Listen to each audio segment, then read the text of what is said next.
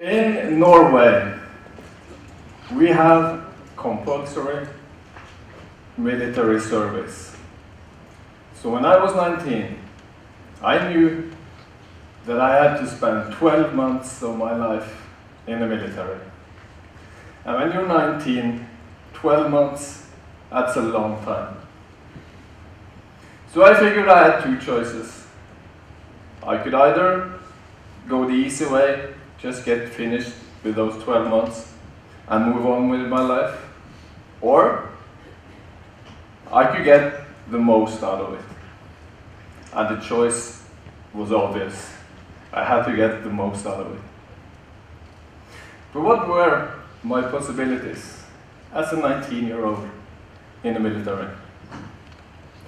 Well, I researched. And after researching for a while,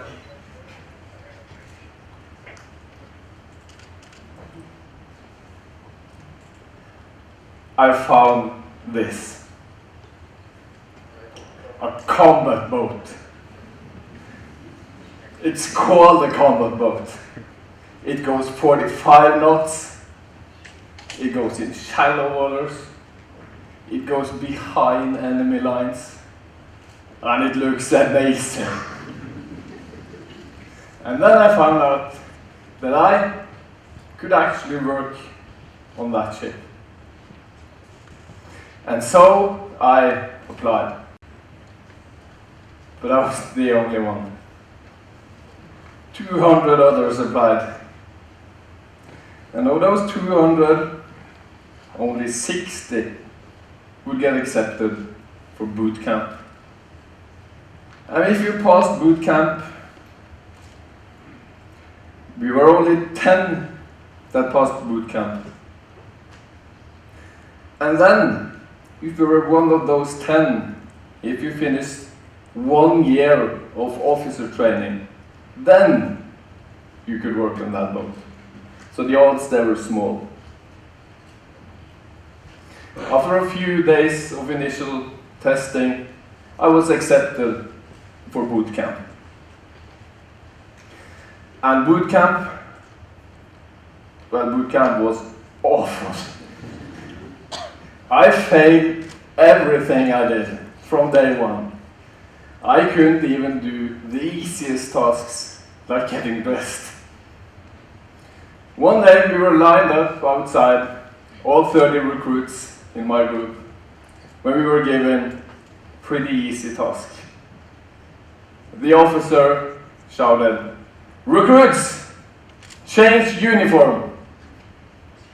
And we ran. And I ran with my designated buddy by my side. We always had a buddy to help each other out. I changed uniform. I was a bit quicker than my buddy. I saw he was doing okay, and I ran back out. And I lined up. Pretty happy with myself. I wasn't first, but at least I wasn't the last one. And then an officer approached me, and he said, "Recruits, where's your buddy?" And I said, "I think he's right around the corner." And then he said, "Recruits, did you leave your buddy?" And I felt awful. You never leave your buddy. And all the guys around us, I think they also felt awful. And do you think I ever left my buddy again? And do you think any of the other guys left their buddy? The next day, we were setting up camp. My task was to put up a tent. So I put down my rifle, I put up the tent, went back to take up my rifle, and it was gone. I'd been away for 5 minutes, and it was gone. And so I searched desperately for it, but it was gone. So I went to an officer and said, "I've lost my rifle." And he said, "Recruits, did you put down your rifle?" And again, I felt awful. you never put down your rifle. But then he did something that made me remember that situation until today. Instead of giving me back my rifle, he gave me a broomstick. So wherever I went, for the next 24 hours, I carried a stupid broomstick, while all the other guys had rifles. Do you think I ever put down my rifle again? Or any of the other guys? No. That was what boot camp was all about. I failed. But after a while I realized something. That to fail is not to do something wrong. Because to fail, it's to learn what doesn't work. And that's how innovation and progress has been made throughout history. There are lots of good examples of this. My favorite is the invention of the light bulb. Thomas Edison started off by making a light bulb. And when he switched it on, well, guess what? It failed. So he made another, and it failed. And he made 10 more, and they failed. He made 100 more, they failed. He made 1,000 more, and they still failed. And after failing for 10,000 times, he was asked, how can you continue when you've failed 10,000 times? And his reply was, I haven't failed 10,000 times, but I found 10,000 methods that wouldn't work.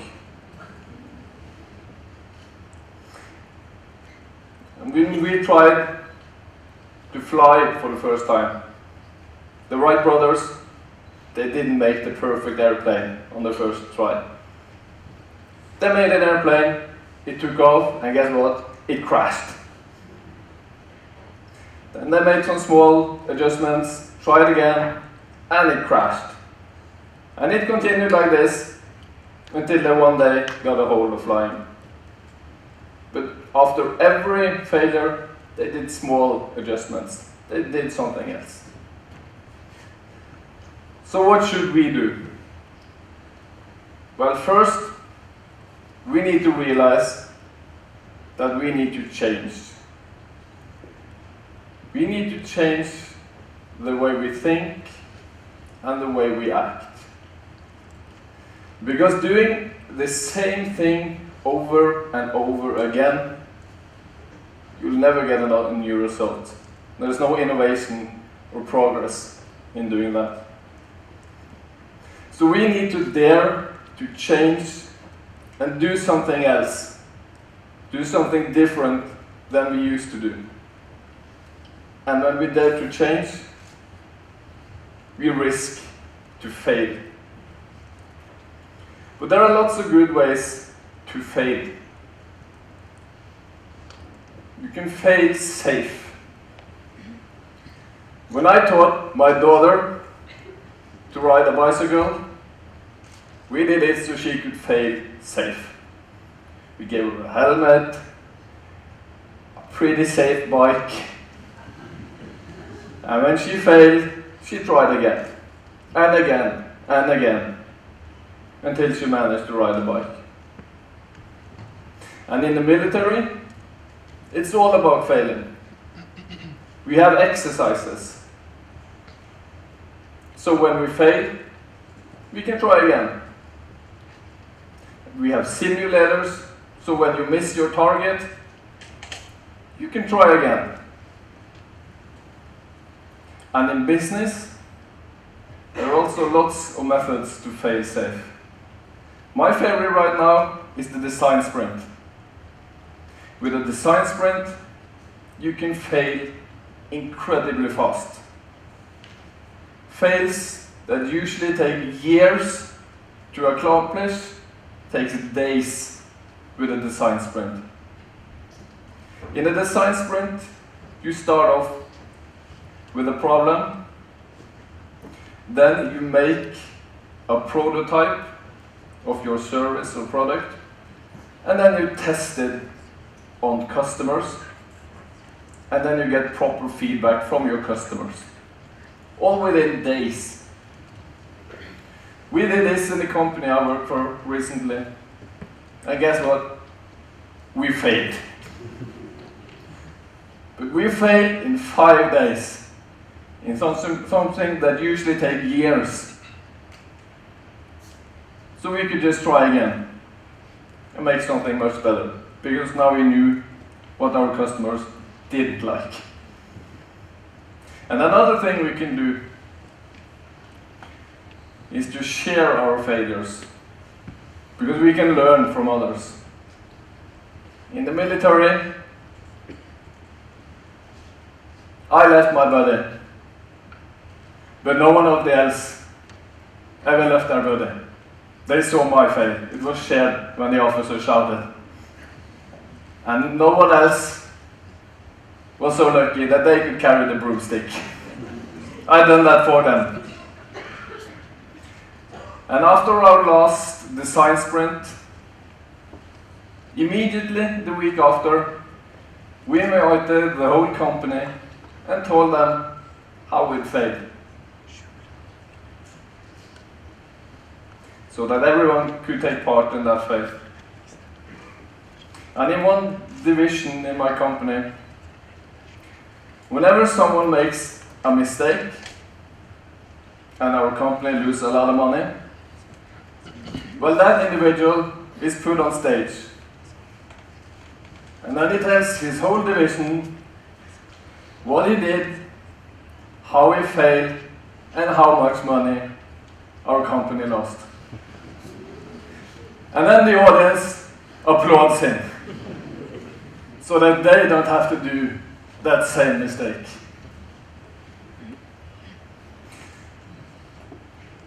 After 6 weeks in boot camp, I was accepted for officer training.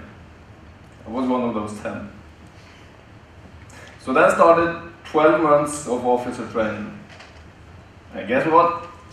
I failed from day one. And I kept on failing for 12 months. But there was one defining moment.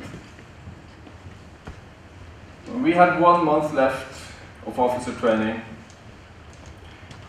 I was in the Naval Academy's navigational simulator. I was in command of the bridge. I had my crew, and we were sailing. I was just about to finish my part, and it had gone pretty well. No fails this time. When the officer in charge came over, and he said, "Student, you've done well. I have a challenge for you. Let's increase speed from your 12 knots to 60 knots. And let's take your plan and you do the next student's plan. Go ahead." And so I started. After a few seconds, my lookout shouted, "Vessel in port 5, distance 5 nautical miles." So there's a ship coming towards us. And I've been in this situation many times, and I'd failed everyone. The first time, I changed course to port, and I crashed. Because you never go port at sea, you always go starboard. So the next time I went starboard, but not enough, so I crashed. And the next time after that, I went far off starboard, past the ship well clear, and then bang, I hit an island. So this time, I changed course to starboard, just enough so I went well clear of the ship, and with some mathematical rules, I was able to calculate how to get back, and then bam, I was back on course. And that feeling of accomplishment that I had after that experience Well, that did something to me. I wanted to experience that again. So my dream of working on that boat, well, it changed. I didn't want to work on that boat anymore. I wanted to command that ship. I wanted to become a commanding officer with a ship of my own. So I set myself a crazy goal of becoming a commanding officer. The next month, I graduated from officer school. And I was accepted for training to become a commanding officer. So the next 18 months, I trained. And guess what? I failed and I failed and I failed, but every time I made small adjustments because I knew what didn't work. And then finally, I had success. After those 18 months, I was promoted. I got a ship of my own. I had a crew of my own. And we sailed throughout Norway and abroad. But I didn't have success because I'm perfect. I had success because I redefined the definition of success. Because success, well, it's not about being perfect. And that's what I learned through my journey. Because what I learned was that to fail, well, it's not to do something wrong. It's to learn what doesn't work. And then I learned that we can fail safe and that we should share our fails. Because success, well, that's to fail, learn, and improve. So go out and fail, because failure, that's the key. Thank you.